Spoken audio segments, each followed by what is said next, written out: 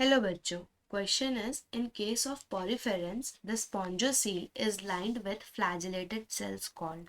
तो क्वेश्चन में पूछा गया है कि जो पॉरीफेरेंस होता है उसमें जो स्पॉन्जियोसील होता है वो फ्लैजेलेटेड सेल से लाइन होता है। उस फ्लैजेलेटेड सेल को हम क्या बोलते हैं?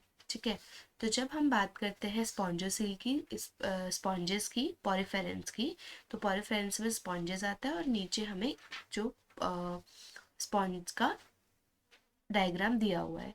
ठीक है, तो क्वेश्चन में पूछा है कि स्पॉन्जोसिल किससे लाइंड होता है। तो ये जो कैविटी आपको दिख रही है ना, ये कैविटी, इस कैविटी को हम बोलते हैं स्पॉन्जोसील। स्पॉन्ज के कैविटी को हम बोलते हैं स्पॉन्जोसील। ठीक है, ये लाइंड होता है हमारे फ्लैजेलेटेड सेल से। इस फ्लैजेलेटेड सेल्स को हम बोलते हैं कोएनोसाइट्स। ठीक है, ये कोएनोसाइट्स हमारा प्रेजेंट होता है बॉडी कैविटी के लाइनिंग में, और ये हमारा हेल्प करता है फूड को फिल्टर करने में। ठीक है, नाउ हम ऑप्शंस जब देखते हैं तो फर्स्ट ऑप्शन है हमारा ऑस्टिया।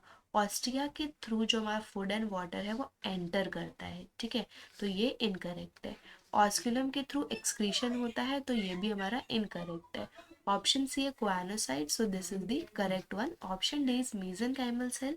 तो मीजनकाइमल सेल जो होता है वो स्पेस फिल करता है बिटवीन एक्सटर्नल एंड इंटरनल कोआनोडर्म। ठीक है, सो the correct answer would be option C, choanocytes. Thank you. Hope so you would have understood the explanation.